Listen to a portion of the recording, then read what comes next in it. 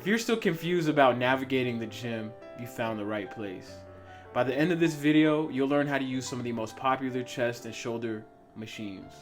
99.9% of all gyms will have these machines or a variation of.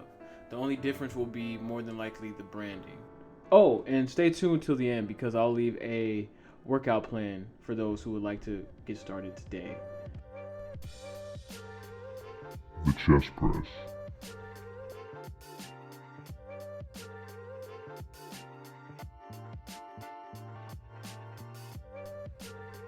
Begin by adjusting your seat, pulling the clamp and lifting and locking it into position.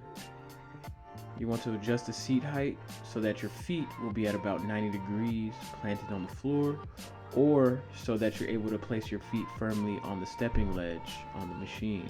This will allow you to gain maximum power and stability while doing your pressing movements. Now onto the handle. To adjust the handle, you want to pull these knobs here, and you're able to slide it forward or backwards as needed. The right positioning is going to vary from person to person, but you want to aim to grab the handles, have your elbows back and arms bent at about a 90-degree angle. So begin at a 90-degree angle, press straight forward, and return to position. It's generally a good idea to exhale as you press and inhale as you return back to your starting position.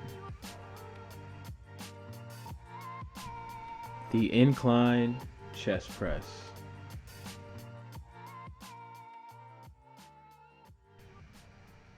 Now this movement or machine is going to be almost identical to the one we just did. The only difference is that we're going to be pressing at a upward or incline angle, about 45 degrees, and that's going to emphasize more of the upper chest and shoulders.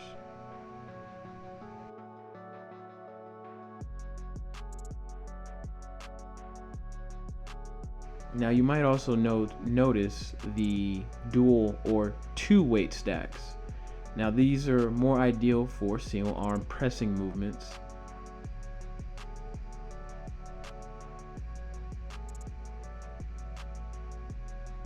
Now one thing I'd like to mention is that you don't want to be slamming the weights back down. You want to keep them nice and controlled and control the weight up and down.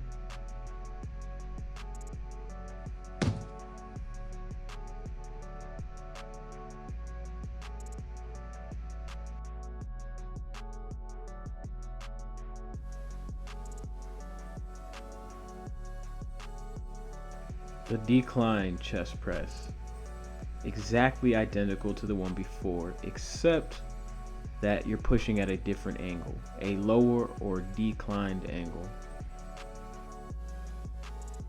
Since everything is about the same with this particular exercise, I'll go into more detail on selecting the proper weight.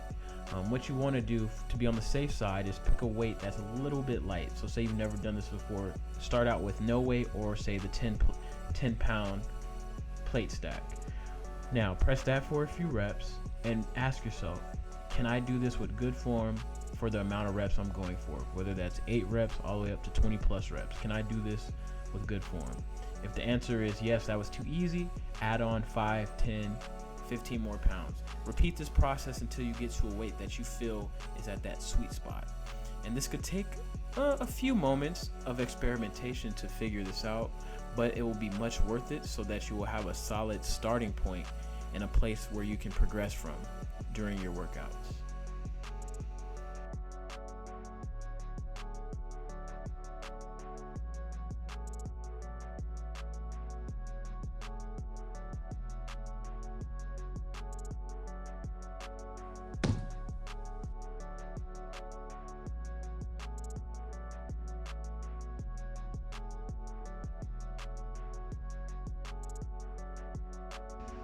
The pectoral flies.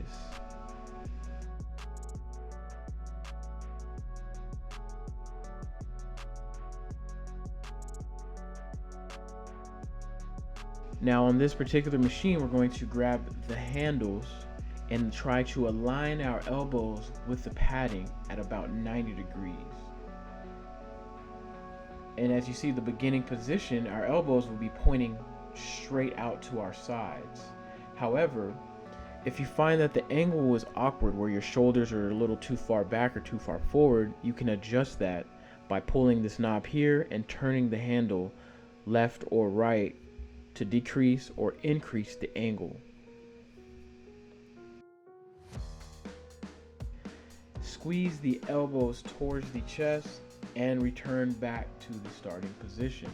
The pecs getting a nice stretch, and then the squeeze inwards contracts them, getting the muscle going.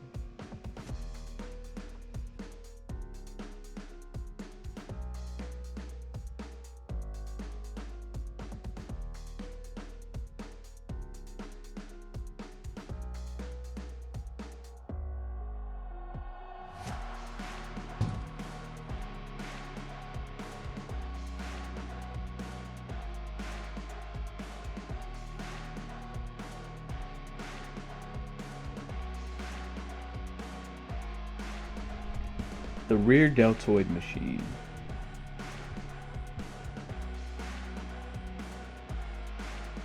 This machine is a 2-in-1 with a pectoral fly variation. Instead of the pads that we put our elbows on, we will grab these handles here, keeping our arms straight but slightly bent and squeezing our elbows together. Also, a quick pointer when it comes to flies is that you won't need much weight. You can actually get by with very little weight, but quality form and technique with this specific workout.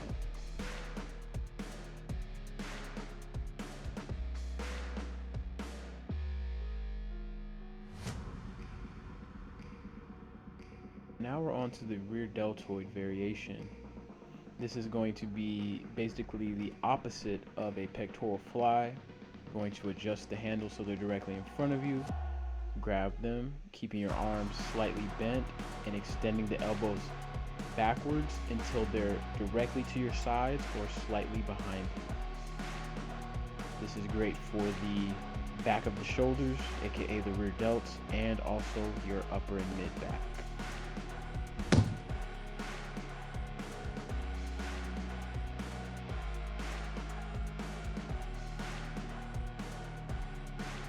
Shoulder press. Now, the difference between a shoulder press and the chest pressing is that we're pressing in a vertical or straight up fashion versus directly out in front of us or in front of us at a decline or incline angle. Also, you'll notice there's no handle adjustments. So you want to set up your seat so that the handles are in between your jaw and shoulder line. That way when you press, it will return back to this position. Now here you see me doing single arm movements with a single weight stack. However, it's a little awkward and clunky, which is why I like to use the other machines because it's more smooth. And this is just another grip variation, placing a different emphasis on the shoulders, but the motion is going to be the same. Inhale at the bottom, exhale as you press, keeping everything nice and controlled.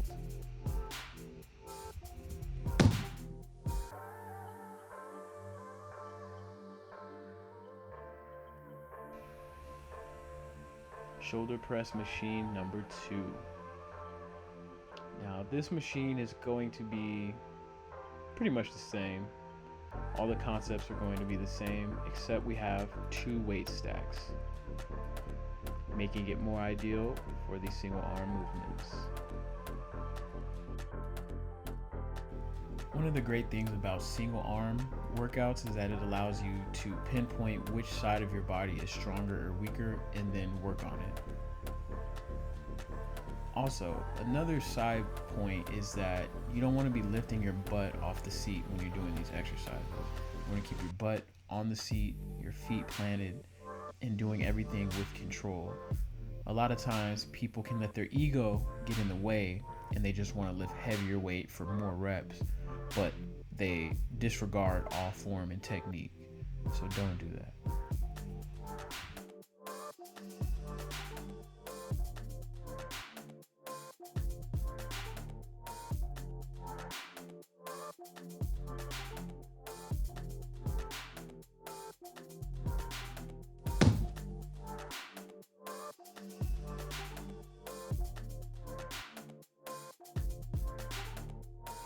The converging shoulder press.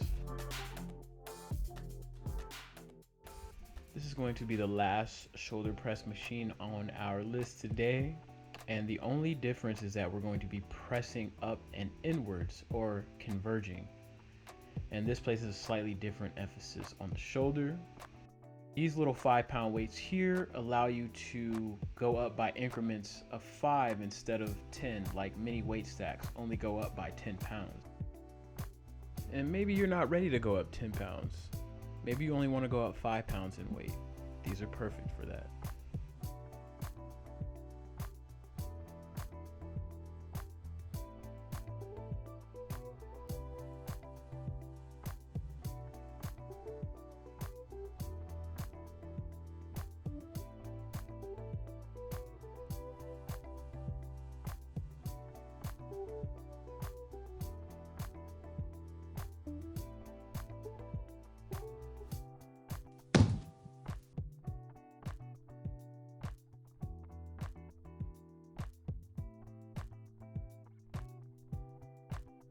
The lateral raise.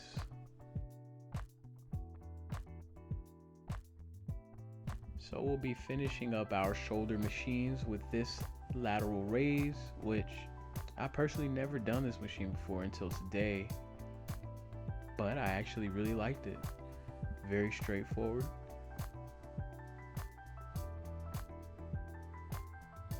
So what you want to do is you want to grab these handles and align your elbows with the padding. This little stool, you want to put your chest on here or sit straight up and lift your elbows up to your sides to about shoulder level and return to position. So you may have noticed that I've given all these machines a B or a B+, and that's primarily because one of my drawbacks to these are the range of motion, and the setup for the machine can be a little bit awkward for people. But other than that, they're very beginner friendly and you can build muscle and strength with them. That's all for part 1 of this series on how to use gym equipment. Next time I'll be going over back machines and how to use those, so stay tuned. Oh, and as promised, here's a workout plan.